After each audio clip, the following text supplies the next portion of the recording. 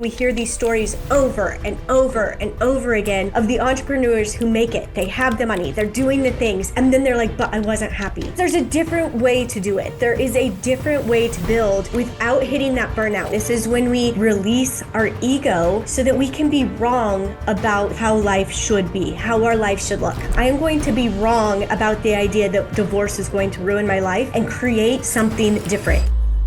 We were really good together. We had fun together. Things felt easy. But then I found a whole bunch of pornography on our computer. Then as I'm going through it, I'm realizing he was really no longer attracted to me. There are no women in sight. Like, this is all men. I am pretty sure my husband is gay.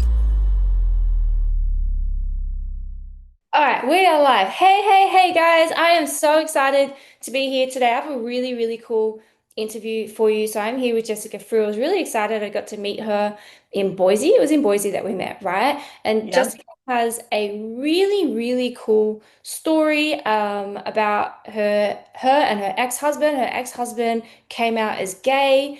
They had a child together.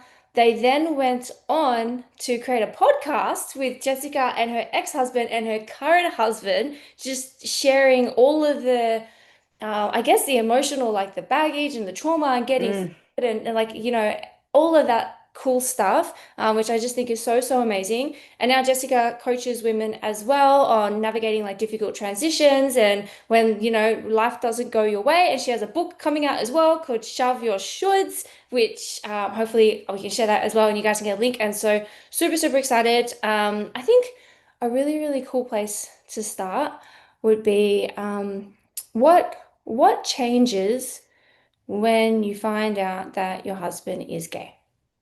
Oh man. I mean, I always say, like, I work with a lot of women who have been through this experience because they're like, hey, I need some help. I always say, like, your relationship never will be the same. Like, it never goes back to how it was before that moment, which is quite often how it is with lots of information that we are given in relationships. Like, it shifts things.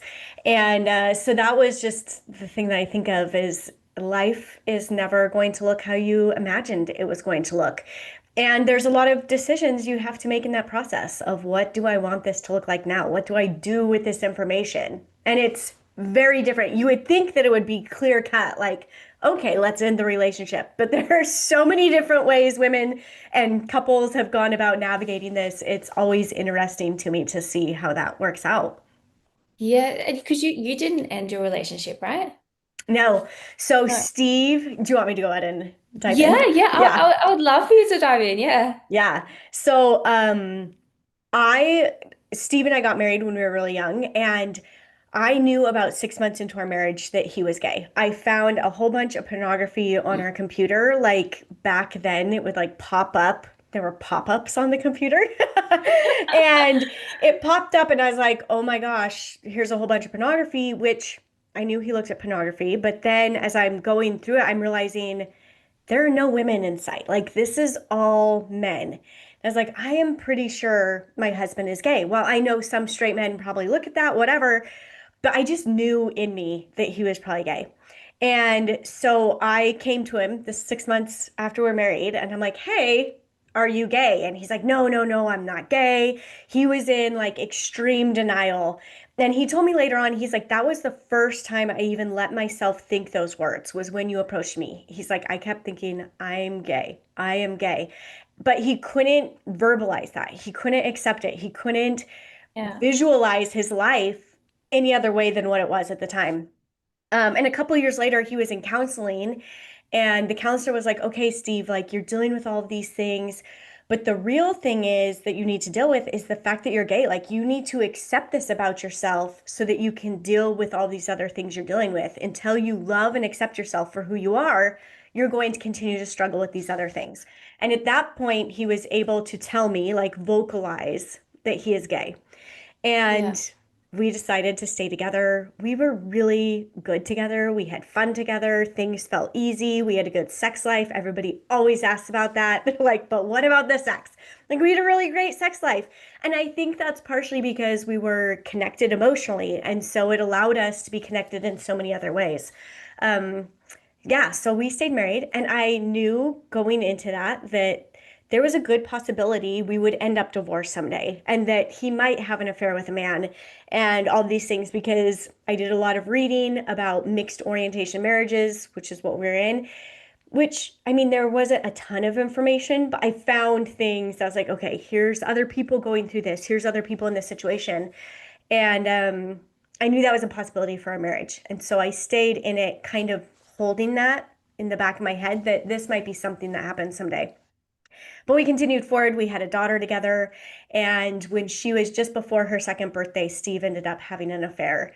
And we tried to come back from that. He was still very torn. But the hardest thing for me at that point was he was really no longer attracted to me. Like he couldn't, it was just that part of our relationship was gone. And I told Steve, I'm like, you need to go be who you were created to be. Like, be who you are. And I will be here by your side as you navigate this and cheering you on. And at that point, we kind of had this decision to make of how do we want our divorce to look? Like, you hear about divorce and it's usually pretty nasty and there's a lot of anger and bitterness. And while we felt some of those things, we also chose to not carry them. We wanted our daughter, who was two at that time, to be able to know that her parents could be in the same room together at whatever she wanted us to be at birthdays, at graduation, at whatever her life brought. We wanted to be able to be there without her thinking about us. And that's kind of how we made our decisions after that and how we would come together and how we would support each other. And we kind of put the intention out there that our new partners would ideally be able to welcome in this type of friendship as well.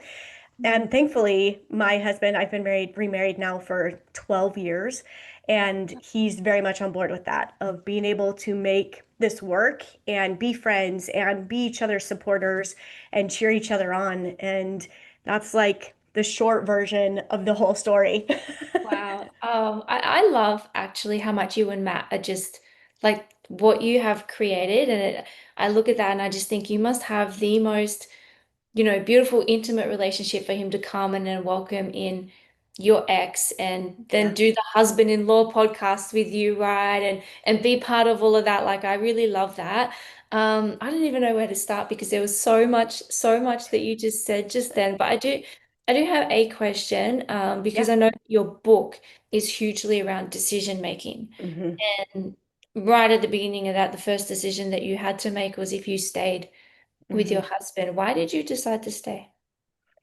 It felt like the best thing for us. And I know Steve needed support, and I didn't stay just for Steve. I think people often think, oh, you were so self-sacrificing to stay with this man and all of these Yeah. things. But also, I didn't want to get divorced. Like I had fun and we had a good time, and it just didn't feel like what I was supposed to do. And Yeah. so I stayed because I loved him and I cared about him. And also, there was this time that not only did he get to explore kind of who he was in a safe environment and not like sleeping around or anything until he had the affair, but in a safe environment where he could talk about the things he was feeling. And I mean, he would tell me what guys at the grocery store he thought were hot. And like we would have open communication about this. We would watch Yeah. movies Wow. with Channing Tatum in it. I believe that's who he was because he had a super Yeah. crush on him. Like it was, but it was Yeah. like him dipping his toe into this and feeling safe to be himself. And at the same time, I was learning my capacity for love and to hold other people's I don't know, like who they are and to be able to help them feel seen and safe. I was facilitating support groups for women as well, not going through the exact same thing as me, but similar things. And it just really gave me this space to figure out who I was and what I was capable of. And again, in a very safe relationship. So it provided safety for Steve and for me. And yeah, it just felt like what I was supposed to do at the time. I love that. I love that. I'm wondering something. This is kind of random, but you know how men, like straight Yeah. men, they kind of like their blokey bloke things, and it might be, hanging out, playing sports or pool or whatever, and it's not like they're not fun, but they're blokey. And then you got Mhm. girls that are maybe a bit more playful when it comes to like the fun side of stuff. And you said you had a lot of fun with him. Do you think that there was like more of like that female playful kind of funness? Like, was that always part of his personality? Or I don't know, I'm just genuinely like, That's an interesting question. Like, I've never thought about it in that way, yeah. but I think we had fun just because we were complementary to each other in how we were. He was still very much like, I mean, he wasn't super into sports, but he was out riding his bike and running and all of those types of things, which some of that we did together, which made it fun. But there were things that were different in that he was very, and I know some straight men are like this too, but he was very attentive and aware of, like, he perceived things that, we want men to notice and we want them to just do things without being asked. He was good at that. He had a way of doing that. And like, I remember our first anniversary, he had like found this dress form. I'm a seamstress. I was a seamstress before, and he'd found like this dress form that was my size and put my wedding dress on it and had like roses and our song and stuff playing when I came home. So it was a lot of things like that that you imagine, oh, I hope my man is like this. And the irony of that is he's gay. So it's It's so like, funny. It's like he's a better straight guy than the straight guys. You had yeah. the perfect gay husband, and now you've got like the perfect hu straight husband. Yes, yeah. I always say I've got my two husbands and they Yeah. complement my life in different ways. But Yeah. Steve's not really involved in my life that much anymore, but I do talk to him and he's still one of my really good friends, but it's just different now, obviously. Yeah. I'm like, I wonder if he was like, kind of like that girl best friend, like funness. Yeah. Yeah, that's so cool. Okay, amazing. So tell me, because now, like you got a book coming out first. Firstly, show me, do you have the book? Do you have it? I Like, have like the proof. So you see yeah, the little yeah. band and Show it's me not going to be shiny. It's anyway, but yes, this is the proof. So I'm excited. that you're like, oh, guys, this isn't what it's actually going to look like. Just so you know, it's going to be like, it's going to be matte, it's going to be this, it's going to be that. Yeah, this But show pretty me. close. Tell me, Yeah. what's the book about? So it is about releasing, it's basically about releasing how we thought our lives were going to look and all the shoulds that we put on ourselves, which to me, shoulds are just the judgment. It's a signal of judgment. Oh, I should do this. I should do that. I shouldn't feel this way. I should want this. I shouldn't want that. I shouldn't dress that way. Like all of these things that we carry because of either our own beliefs or conditioning that's been put on us, culture, religion, things people have said to us about our bodies, like all sorts of things that go into that. And so it's this idea of being able to release those things so that we can connect back to what is actually best for us, what feels right for us. Does staying married to this gay man feel right? Then do it. If it feels like you need to leave, then leave. Like trusting those things when life kind of goes off plan. And even when it is on plan, I'm always like, women, a lot of women I work with, I'm like, what makes you happy? What brings you joy? What do you want to do with your hair? What do you want to wear? And they're like, well, my husband likes, or my partner likes this, or my mom said I need to dress this way. I'm like, no, no, no. I'm talking about what you want. And so it's releasing those things so that we can understand how to make decisions that are best for us, that feel good. And I always say best. I'm like, there's no right or wrong, there's no good or bad. It's just figuring out what is best for you and your situation. And nobody can know that except you. So it's all about tuning into that. It goes through like my decision making formula in how to really connect back to yourself and then make decisions based off of those things. Yeah, yeah, cool. Do you think that most people go most of their life really just making decisions like based on social conditioning? Yeah. And when I hear people say they're really good at like making and acting on decisions, I'm like, that is amazing. And also, are you making them for you, or are you really good at making decisions based on what you know other people expect of you? Are you really good at making quick decisions because you know that's the right decision, quote unquote, right decision because of what your partner wants, or your kids want, or your parents want, like whoever, your boss? Are you good at making decisions that way, or are you actually good at making decisions that are best for you? Because many of us, like, there's a lot of conditioning that's been put on us since we were little kids. What do you say if they're like, yeah, but my partner, but I can't not, but I have to like take them into consideration, right? Like I can't just go and say, F you, I'm gonna go do this if like my partner's not gonna be attracted to me if I have my shaved hair or whatever, right? Like, Yeah. I mean, to me, that's like if your partner's not attracted to you when you are doing what feels best to you, then is this really somebody you want to be in relationship with? Like, I understand we're not just like saying F you and doing whatever the hell we want all the time, yeah, but we are understanding that we have a voice and that we're not waiting for somebody else to make their decision so we can make our decision. I work with a lot of people who are navigating divorce. Like they're like, do I stay? Do I go? I'm just waiting to like find out if my partner wants to stay with me or whatever. And usually this is after partners come out, after there's been an affair, or maybe nothing big's happened, but they're just not happy. And I'm like, but what do you want? And so we go through this process of understanding ourselves so that we can get clear on that. What do I actually want? And why do I want that? So that I understand that I want this for a good reason. It's not that I'm selfish. It's not that I'm a jerk. It's not that I'm just totally self absorbed. It's because yeah, this is genuinely what feels best for me. yeah. I saw this Instagram post once by this girl, and she was talking about how she left her relationship. Not because anything was wrong with it, but she just wanted more. Like there wasn't really Hmm.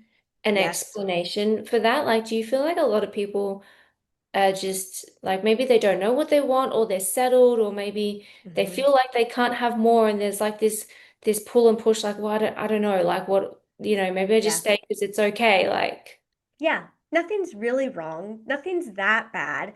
I should be content in this. I should be grateful that I have a partner that's, doing X, Y, and Z, and I shouldn't want more. I shouldn't need to feel validated. I shouldn't need like all these things. And so we convince ourselves that it's enough or that there's nothing better out there anyway, so we might as well stay. And when I hear women using that language, or anybody, whether you're male or female, I'm like, you know what though? You get to be happy. And if you're not happy in your relationship, then you aren't able to fulfill all of these other parts of you that are longing to be fulfilled. You can't be the parent you want to be. You can't be the entrepreneur you want to be. You can't show up fully in your purpose if you are letting this thing keep you stuck in your life. So yeah, we get stuck in that a lot that it's good enough. I shouldn't want more. I should be grateful. I hear it all the time. shove your shoulds shove your Yep, shoulds shove those shoulds. We're gonna I love shove it. them. Yeah, cool. What are your like top tips for because even this even actually just like side note, it even makes me think about business Mm-hmm. in terms of, we just build and we build and we build, and sometimes you can be over here building like your mentor, building like the person who's leading the way. And then it's like, well, do you even want that kind of business? Do Yes. you even want that kind of lifestyle? Do you want that size of a team or that like what do you really want out of that? And it's just so easy to just keep going down a Yeah. path. And so I guess yeah, my question would be like, do you have any tips for anyone if they're just trying to really get maybe even just clarity on Yeah. what they want? Like, Yes. Yeah. And I'm going to speak first to the point of like entrepreneurs because I work with a lot of entrepreneurs as well. yeah. Is there's this idea like I was just at a women's event this weekend and it was so fun. Like you were saying, I'm going to be there. It's a great one. If you want to come next year, come. But it was, I think we go into those events or to trainings or webinars or workshops and we hear all of these things about what we should do to build our business and how to build it and how to structure it. And we get hung up in these things. Some of it is in alignment, and then there's other things that we're just doing because it's what we are told to do, and it's not actually aligned for us. It doesn't feel good. And so that's why I feel like we hear these stories over and over and over again of the entrepreneurs who make it. They have the money, they're doing the things, and then they're like, but I wasn't happy. Like how often do we hear this story? Like I'm just like I'm so tired of hearing this story because there's a different way to do it. There is a different way to build without hitting that burnout, without getting to a place where we're like, this isn't what I really wanted. And sometimes we start down that path, but then it's understanding when we hit the point that we're like, oh yeah, this doesn't feel good. And so we can shift or pivot earlier on so we're not so far down there that we're just like, what did I just do? So Yeah. I'm going to drop the basics of the decision-making framework just so that you get an idea of how I navigate decision-making and how I help people do this. And it's a three-part, I call it the BBB Decision-Making Formula. And the first step is to be gentle with ourselves. And this is the hardest step because it speaks to that conditioning. It speaks to those shoulds of where we're placing judgment. And we have to get really honest with ourselves, which a lot of us are afraid to do because we know what's on the other side of that honesty. There's action we need to take. There's things we need to do that we're afraid to admit. So we have to learn to be gentle. We are going to see what it is we want without judgment. We are going to allow those shoulds to be seen. And I give people a should challenge often in this phase of in the be gentle phase of, hey, let's go for a week, maybe two or three, of identifying one should a day. So where is one should a day? And these come up in like simple things, and then they'll be like, oh my gosh, I had a big old should today. And I'm like, hit me with it. Which I love it also that it sounds like shit. Like I had a big old shit today. Here's what I had. Because Yeah. that is what it is. We're just shitting on ourselves. So embracing those shoulds, and we want to identify them, let them be seen. I always say being gentle with ourselves is 60% of the process in the decision making.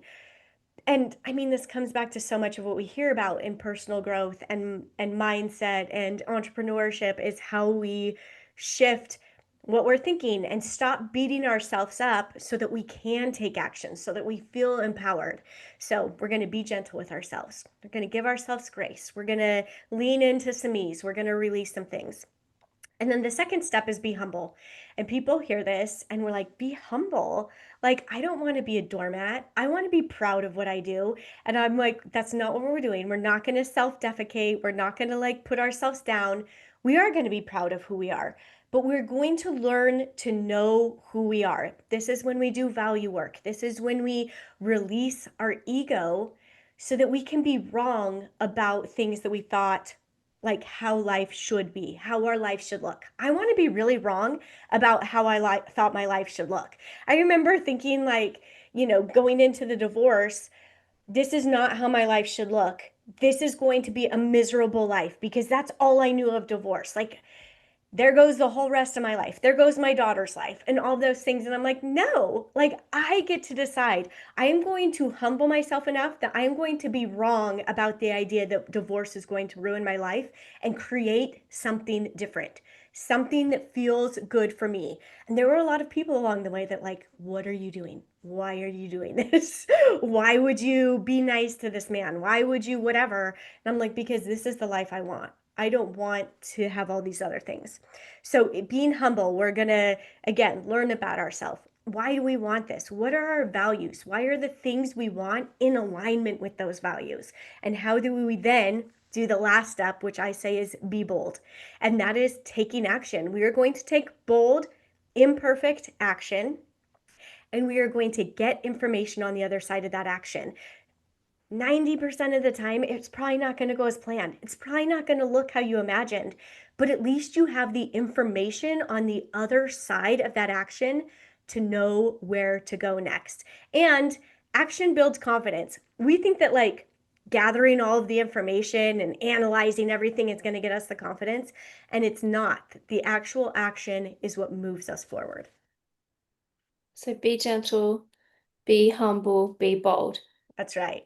And I'm guessing that's in the book. And so if anyone Yep. wants a copy of the book, guys, just comment book and I'll get it. I'm gonna drop the podcast as well because the podcast is really cool. But before we wrap up, because you just said something just then about just you decided that divorce wasn't gonna ruin Mm-hmm. your life. And something that really warms my heart when I look at your content and I see the way that you speak about your ex-husband, and it's just so beautiful. Like it's from a place of complete acceptance and understanding for him, and you've made like these decisions that you know what, like we're gonna love each other, we're gonna support each other through this and it's not going to ruin our life. And so, like, what was your thinking behind that? I mean, it it partially came down to knowing who I was and what I believed. And I just believed that we're sent here to love people. Like we're on earth to learn to love. That's my belief. And that's what I really use to guide a lot of my life is Mhm. does this feel like love to me? And abundant love, empowered love. And I one of my favorite quotes is there's all types of love in this world, but never the same love twice. And so for me, I wanted happiness. I wanted joy, and that came in the form of loving this man, accepting him, and also accepting that what he did wasn't about me. It was about him and what he needed. And so that's ultimately what it all came down to. And boldness, being bold is my other big value. And that means being true to who I am, even when that looks crazy to other people. I love that so much. I have this phrase with my clients, which is just lead with love, right? Mm, And anytime that I'm in a situation, and this is in life as well, not just with clients, but if I'm in a situation where maybe I'm triggered or I'm frustrated with someone or I'm hurt by someone, I always come back to the question of like, well, what kind of person do I want to be? yes. And I feel Yep. like that's kind of you just come back to your values, right? Your value is love, Yep. right? And so is this acting in alignment with love or is it not? Because you can choose. I love that. Yeah. So Thanks. good. Any final key takeaways or anything that you'd like to leave people with? Any message or anything for them? I mean, I think in any aspect of your life that you are trying to make a decision, that you are like, oh, this is weighing on me. I've been thinking about it. Most of the time, we've been thinking about it for a long time. Like, let go of the logic behind it and let what is in your heart and in your soul be seen and heard and act on that. Logic will work itself out. I love it. I love it. Guys, comment book or podcast. If you want the book, the podcast, I'll come and I'll drop the links. I think Jessica's in the group too. But thank you so much. This was amazing and super, super cool. Just love seeing everything that you're doing, and I can't wait to get a copy of your book. Thanks. Love seeing what You're you're welcome. doing too. Thank you.